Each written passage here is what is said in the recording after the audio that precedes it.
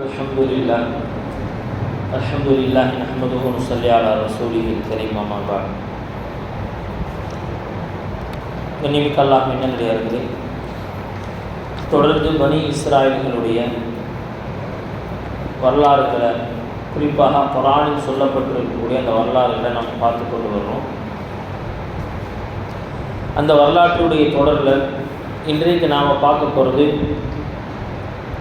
மூசா அலைஹிஸ்ஸலாம் அவர்களுடைய காலத்திற்கு பிறகு யூஷா அலைஹிஸ்ஸலாம் அவங்க வர்றாங்க. அவர்களுடைய காலத்திற்கு பிறகு ஒரு நபி வர்றாங்க, ஹதரத் ஷம்வீல் அலைஹிஸ்ஸலாம். வரலாற்றுடைய குறிப்புப்படி பார்க்கும் பொழுது யூஷா அலைஹிஸ்ஸலாம் அவர்களுக்கு பிறகு கிட்டத்தட்ட 350 வருடம் கழித்து இவர்கள் நபியாக வருகிறார்கள். இவர்கள் வரக்கூடிய காலம் எப்படி இருந்துச்சு அப்படிங்கிறத நம்ம பார்த்தோம்னு சொன்னால், யூஷா அலைஹிஸ்ஸலாம் அவர்களுக்கு பிறகு 300 வருடங்கள் இந்த பனி இஸ்ராயல்களுக்கு தனி தலைவர் கிடையாது. ஒட்டுமொத்த பனி இஸ்ராயலுக்கும் இவங்க தான் அப்படிங்கிற ஒரு தலைமைத்துவங்கிறது அங்கே இல்லை. எந்த ஒரு மன்னரும் இல்லை. இப்படியே என்ன செய்கிறாங்கன்னா 300 வருடங்களை கழிக்கிறாங்க.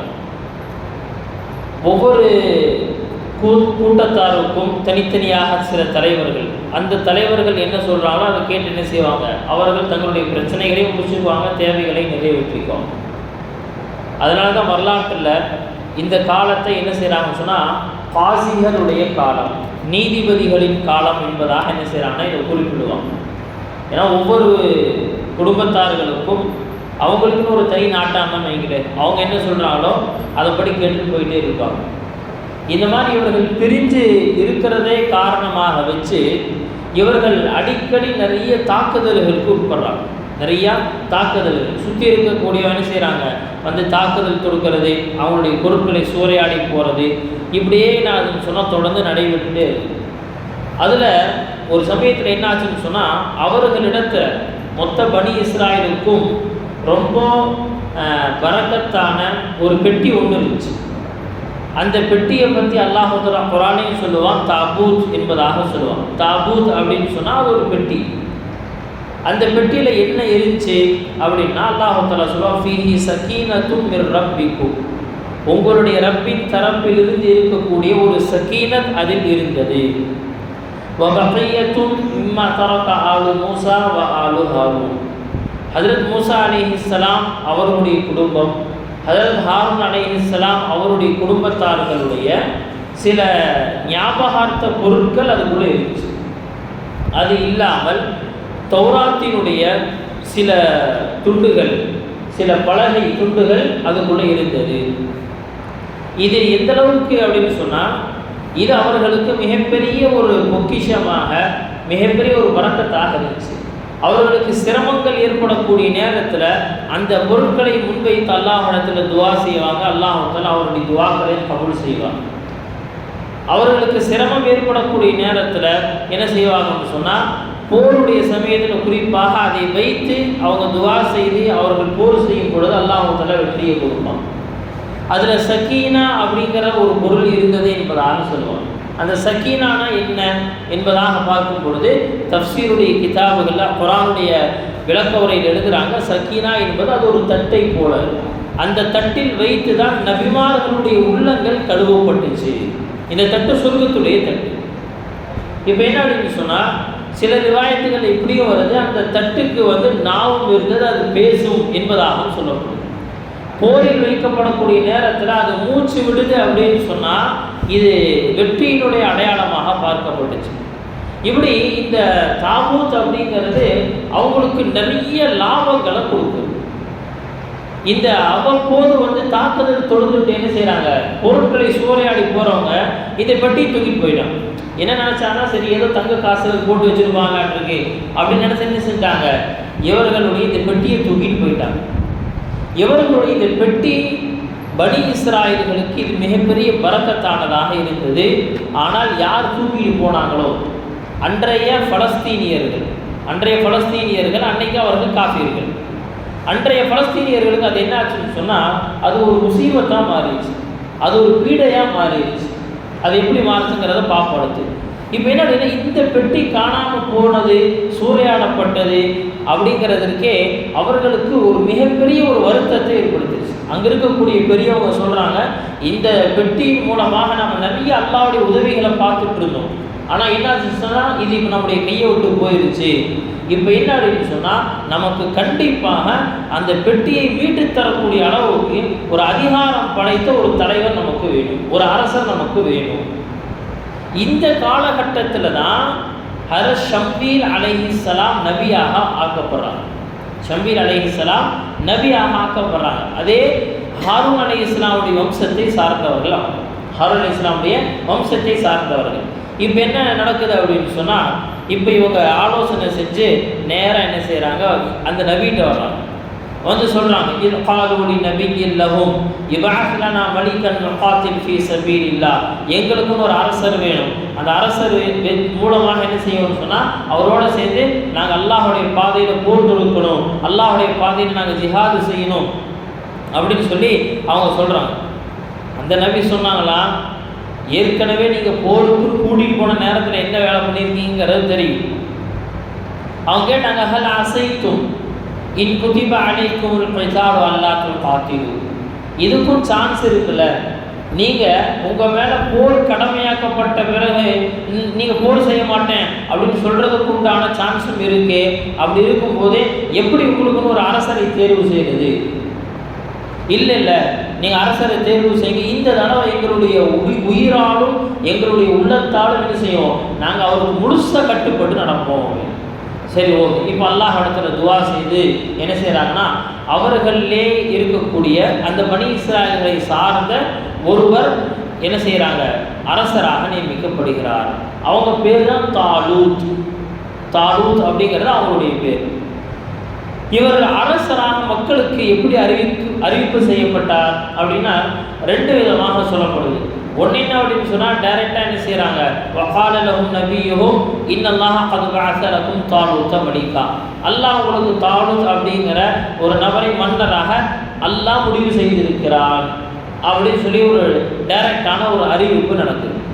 சில ரிவாயத்துகளில் என்ன செய்யுதுன்னா இப்படி சொல்கிறாங்க, இந்த தாலூத் அப்படிங்கிறவர் இவர் ஒரு நல்ல மனிதர், இவர் ஒரு நல்ல மனிதர்.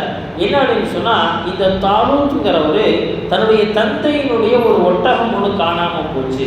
அது தேடுறதுக்காக என்ன செய்கிறாருன்னு சொன்னால், அப்படி எல்லா பக்கம் சுற்றி பார்த்துட்டு இருக்கிறாரு. அந்த நேரத்தில் பனி இஸ்ராயல்களுடைய தலைவர்களை எல்லாத்தையும் ஒன்று சேர்த்து அந்த மக்களிடத்தில் இந்த ஷம்பீல் அலைஹிஸ்ஸலாம் சொல்லிகிட்டு இருக்கிறாங்க, இந்த மாதிரி அல்லாஹ் தஆலா உங்களுக்குன்னு ஒரு தலைவரை முடிவு செஞ்சுட்டான், ஒரு அரசரை முடிவு செஞ்சுட்டான். ஆனால் அவரை கண்டுபிடிக்கிறதுக்கு ரெண்டு அடையாளம். ஒன்று என்ன அப்படின்னு சொன்னால், என் கையில் வச்சிருக்கிற குச்சி அவருடைய உயரம் இந்த குச்சியினுடைய அளவுக்கு தான் இருக்கு. ரெண்டாவது என்ன அப்படின்னா, கண்ணாடி பாத்திரத்தில் என்ன செஞ்சுருக்காங்கன்னா, அந்த இடத்துல ஆயில் போட்டு வச்சிருக்கிறாங்க.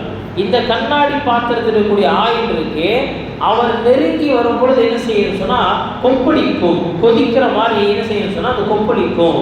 இந்த ரெண்டு அடையாளம். இப்போ என்ன அப்படின்னு சொன்னால், அந்த பனி இஸ்ராயல் அந்த தலைவர்கள் பார்க்குறாங்க, நம்ம எல்லாமே பக்கத்தில் தான் இருக்கோம், என்ன செய்ய மாட்டேங்குது, இந்த எண்ணெய் கொப்பளிக்க மாட்டேங்குது. இப்போ அவர் என்ன செய்கிறார், திடீர்னு அவங்க பேசிட்டு இருக்கும்போது என்ன ஆகும் சொன்னால், அந்த எண்ணெய் அப்படியே கொப்பளிக்குது, கொதிக்கிற மாதிரி இருக்குது. என்ன செய்கிறாங்க, என்னப்பா யார் வந்திருக்கா அப்படின்னு பார்த்தா அவர் கடந்து போயிட்டு இருக்கிறார். அவர் கூப்பிடுறாங்க, கூப்பிட்டு நிற்க என்ன செய்கிறாங்க, அந்த நபியினுடைய குச்சியுடைய சைஸுக்கு அவர் இருக்கிறாரா அப்படின்னு பார்த்தா அதே அளவுக்கு இருக்கிறாங்க. சொன்னாங்க, இவர் தான் அவங்க நபி அப்படின்ட்டார். இவர் தான் உங்கள் நபி, தாலூத்து தான் உங்களுக்கு அல்லாஹ் தஆலா சொல்லியிருக்கிறான், இவர் தான் உங்களுடைய நபி, உங்களுடைய அரசர் இவர் தான் அப்படின்னு சொன்ன உடனே என்ன செய்கிறாங்க, மக்கள் பார்க்குறாங்க, தாலூத்தா இவரை எப்படி அக்செப்ட் பண்ணுறது, எங்களுடைய மன்னராக இவர் எப்படி நாங்கள் ஏற்றுக்க முடியாது அப்படின்னு சொல்லி மக்கள் சொல்கிறாங்க. இந்த மக்கள் ஏன் ஏற்றுக்க முடியாதுன்னு சொல்கிறாங்க அப்படின்னா, இந்த தாலூத் அப்படிங்கிறவங்க இவர்கள் பனி இஸ்ராயல்களில் குறிப்பாக அந்த இப்படி சொல்லலாம், யாக்கூப் அலைஹிஸ்ஸலாமுடைய 12 ஆண் வாரிசுகள், 12 குழந்தைகளில் கடைசி குழந்தை யாருன்னு சொன்னால் யூசுப் அலைஹிஸ்ஸலாமுக்கு கூட பிறந்த சகோதரர் பின்யாமீன். யாக்கூப் அலைஹிஸ்ஸலாமுக்கு 2 மனைவிகள், ஒரு மனைவியின் மூலமாக 9 ஆண் குழந்தைகள் பிறக்குது, இன்னொரு மனைவியின் மூலமாக 2 ஆண் குழந்தைகள். அதில் யூசுப் அலைஹிஸ்ஸலாம், அதே போல் அவங்களுடைய சகோதரர் பின்யாமீன். இந்த பின்யாமீனுடைய வம்சத்தை சார்ந்தவர் தான் இந்த தாலூத். இந்த பின்யாமீன் அவர்களுடைய குடும்பத்தார்கள், வம்சத்தார்கள் எப்படிப்பட்டவங்க அப்படின்னு சொன்னால், ஒரு சாதாரணமான என்னென்னா நம்மளுடைய பாஷையில் சொல்கிறதா இருந்தால் தினக்கூலிகள் அப்படின்னு சொல்லணும். என்னன்னா ஒரு பெரிய லக்ஸரி லைஃப் எல்லாம் கிடையாது, ஒரு பெரிய உயர்ந்த படோடாபமான ஆடம்பரமான வாழ்க்கையெல்லாம் இல்லை, நார்மலான ஒரு சாதாரண வாழ்க்கையை வாழக்கூடியவங்க. அதனாலே என்ன அப்படின்னா மக்கள் அந்த குடும்பத்தார்களை ரொம்ப பெருசாக மதிக்க மாட்டாங்க. இப்படிப்பட்ட நபரை ஒருத்தரை நீங்கள் எங்களுக்கு அரசர் வேற சொல்கிறீங்க, அது எப்படி நாங்கள் ஏற்றுக்கிறது அப்படின்னு சொல்லி அந்த மக்கள் என்ன செய்கிறாங்க, இல்லை நாங்கள் ஏற்றுக்க முடியாது அப்படின்னு சொல்கிறாங்க. ஆளை மாற்றுங்கிறாங்க. ஒரு நபி சொன்னாங்கன்னா இது எனக்கு விளையாட்டு விஷயமா போச்சா, இது நான் சொல்லி என்ன கிடையாது, இவர் உங்களுக்கு அரசராக நியமிக்கப்படலை, அல்லாஹ் முடிவு செஞ்சுருக்காங்க. அல்லாஹ் தஆலா சொல்லி காட்டுறான், இவரை ஏன் தெரியுமா அல்லாஹ் முடிவு செஞ்சான், இன்னல்லாஹ் அஸ்தஃபாஹு அலைக்கும், அல்லாஹ் தஆலா உங்களுக்கு இவரை அரசராக முடிவு செஞ்சிருக்கிறான். வஸாதஹு பஸ்தன் ஃபில் இல்மி வல் ஜிஸ்ம், அவரிடத்துல 2 விஷயங்கள் ரொம்ப பிரசித்தி பெற்றதாக இருக்கு. ஒன்று என்ன அப்படின்னா, அவரிடத்துல ஒரு நல்ல கல்வி ஞானம், ஒரு நல்ல நாலேஜ் இருந்துச்சு. 2வது என்ன அப்படின்னு சொன்னால், அவர் உடல் அளவில் நல்ல சக்தி மிக்கவர், நல்ல திடகாத்திரமான உடல் கொண்டவர். 2 காரணம்னு சொல்கிறாங்க. இந்த இடத்துல அவர்கிட்ட என்ன நாலேஜ் இருந்துச்சு அப்படின்னு சொன்னால், அரசியல் நுட்பங்கள் அவர்கிட்ட இருந்துச்சு. ஒரு விஷயத்தை என்னென்ன எப்படி கையாளணும் அப்படிங்கிற அந்த அரசியல் நுட்பம் அவர்கிட்ட இருந்துச்சு. அல்லாஹ் அதனால தான் இவரை தேர்வு செய்யலாம். 2வது என்னென்னா உடலுடைய அமைப்பு. இந்த 2மே மார்க்கத்தில் வரவேற்கப்படுது. ஒரு நபரிடத்துல என்ன அப்படின்னா நல்ல நுட்பங்கள் இருப்பதும் அல்லாஹ் தஆலா என்ன செய்யறான்னா அதை விரும்புகிறான். ஒரு மனிதனுக்குள்ள நல்ல உடல் சக்தி இருக்கிறதையும் அல்லாஹ் விரும்புகிறான். அதனால தான் ஹதீஸில் சொல்லப்படுது என்ன அப்படின்னு சொன்னால், அல் முஃமினுல் கவிய்யு அஹப்பு இலல்லாஹி மினல் முஃமினில் தஈஃப். பலம் வாய்ந்த சக்தி வாய்ந்த திடகாத்திரமான முஃமின் பலகீனமான மூமினை விட அல்லாஹ்வுக்கு ஆக பிரியமானவர். இவரும் மூமின் தான், இவரும் மூமின் தான், 2 பேருமே ஈமான்தாரிகள் தான். ஆனால் என்னன்னா இவரிடத்துல பலம் இருக்கு, சக்தி இருக்கு, அல்லாஹ் அதனால் அவரை நேசிக்கிறான் என்பதாக நபி ஸல்லல்லாஹு அலைஹி வஸல்லம் ஒரு ஹதீஸை சொல்றாங்க. சரி, இந்த 2 காரணத்தையும் சொல்றாங்க, மக்கள் ஏற்றுக்கிற மாதிரி தெரியல. சொன்னாங்களா, எப்பா அல்லாஹ் முடிவு செஞ்சுட்டான். அல்லாஹ் தஆலா என்ன செய்யறான்னா இந்த இடத்துல அவர்களுக்கு ஒரு அற்புதத்தை நிகழ்த்தி காட்டுறான். இந்த தாலூத் அப்படிங்கிறவர் உங்களுக்கு மன்னராக இருக்கிறார், இவர் ஆட்சியில இவர் வந்தாருன்னு சொன்ன என்னென்னலாம் நல்லது நடக்கும் தெரியுமா?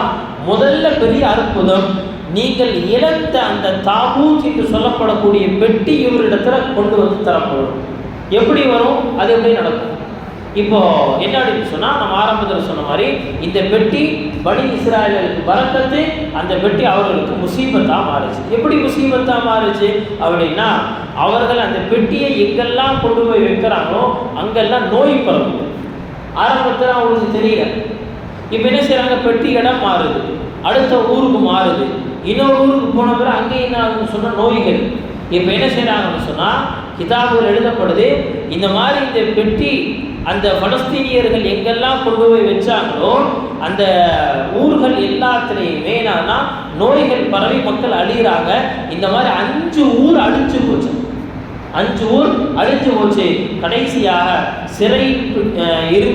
சிறை பிடிக்கப்பட்ட ஒரு பெண் சொன்னாங்களா, இப்போ முதல்ல இந்த பெட்டியை நம்மளை விட்டு தூரப்படுத்தும், இந்த பெட்டி எங்கெல்லாம் போதும் அங்கெல்லாம் முசீபத்து தான் வருது அப்படின்னு. என்ன செய்யறது, என்ன செய்யறாங்க, என்ன செய்யவே தெரியாது, முதல்ல இங்கிருந்து இதை கடத்திடணும். அவங்க என்ன செய்யறாங்க, ஒரு மாட்டு வண்டியில அந்த பெட்டியை வச்சு என்ன செஞ்சுட்டாங்கன்னா அந்த மாட்டை துரத்தி விட்டுட்டாங்க. எங்கேயோ போய் எங்க ஏரியாக்குள்ள இருக்காது. இப்போ என்ன ஆகுது, அந்த மாட்டை வழி நடத்துறதுக்கு மாட்டு ஓட்டிகள் யாருமே இல்லை. அல்லாஹ் தஆலா சொல்ல, தஹ்மீலுல் மலாயிகா, அந்த பெட்டியை மலக்குகள் கொண்டு வந்தார்கள், மலக்குகள் சுமந்து வந்தார்கள். மலக்குகள் எப்படி கொண்டு வந்தாங்க அப்படிங்கிற சொல்றாங்க, அந்த மாட்டை வழி நடத்தியது மலக்குகள். அந்த மாட்டை வழி நடத்தியது மலக்குகள். அது என்ன ஆகுது, அப்படியே அந்த மாடு அங்கிருந்து வந்து வந்து வந்து நேரம் என்ன ஆகுதுன்னு சொன்னால், பனி இஸ்ராயல்களுடைய கண்ணுக்கு முன்னாடி அவர்களுக்கு மத்தியில் அந்த மாட்டு வண்டி உள்ளே வருது. அதை பார்த்த உடனே பெரிய சந்தோஷம்.